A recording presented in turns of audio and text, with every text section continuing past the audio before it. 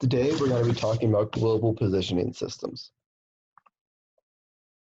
The global positioning system, otherwise known as GPS, is something that has become very commonplace over the past few years, and it's had major improvements as well. It has an impact on society, businesses, and military functions, and it was developed, maintained, and operated by the US Air Force. The US maintains the availability of 24 satellites 95% of the time, and we're currently flying 31 operational GPS satellites. These fly at an altitude of 20,200 kilometers and revolve around the Earth twice a day. The basic constellation design have 6 equally spaced orbital planes surrounding the Earth, and each of these contain about 4 satellites. Normally, we fly more than 24, but the extra satellites are not considered a part of the core constellation. In 2011, the Air Force expanded the constellation by applying the expandable 24 configuration. And what this did was they took 3 slots and they expanded them, and 6 satellites were repositioned. This was done to add 3 extra satellites to create a 27-slot constellation. The constellation consists of 11 legacy satellites, which are older models, and 19 modernized satellites, which are newer models. And we currently have 30 operational satellites in the GPS constellation. These satellites are controlled by an Air Force team called Team Blackjack, who operate at Stryver Air Force Base out of Colorado.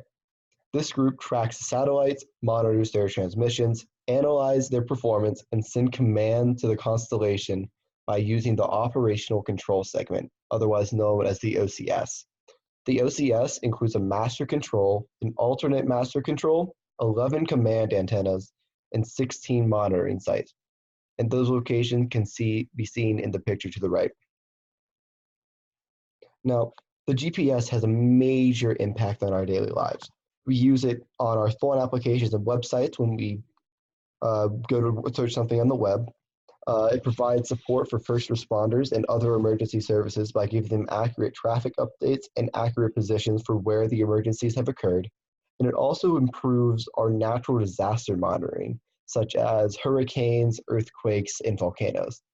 And finally, it allows the military to keep track of their vehicles in all operations, which allows them to respond faster to issues. Now, this is extremely useful with business as it boosts productivity across the economy in areas like package delivery, supply chain management, and even farming.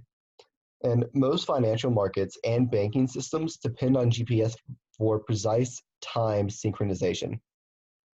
Now, there is a potential to generate $5.8 billion in economic productivity through 2030 by using the L2C signal, which we'll talk about real quick.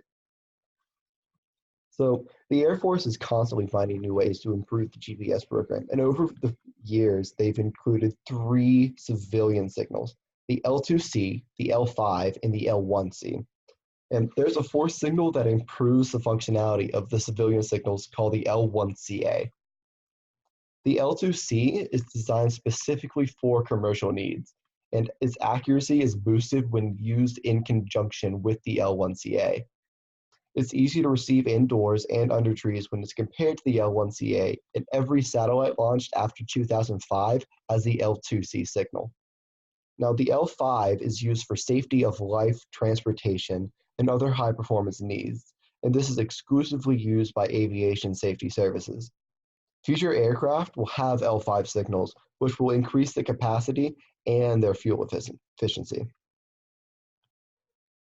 L5s also provide users with the most advanced civilian GPS signal, and when it's used in conjunction with the L1CA and the L2C, it will provide a robust service through a technique called tri-landing. Now, the L1C is designed for interoperability between the GPS and the international satellite navigation systems, and it's different from the L1CA. It broadcasts at the same frequency, and this is done to enable the backwards compatibility. Now, some people have some ethical issues with GPS, and one of those concerns is that people have the GPS ability to track someone at all times, which it feels like an invasion of privacy. This can easily be fixed by not allowing certain apps to follow your location at all times, which is easy to fix in phone settings. And you also notice that website will ask to track your location before you use them, so you can fix your problem that way.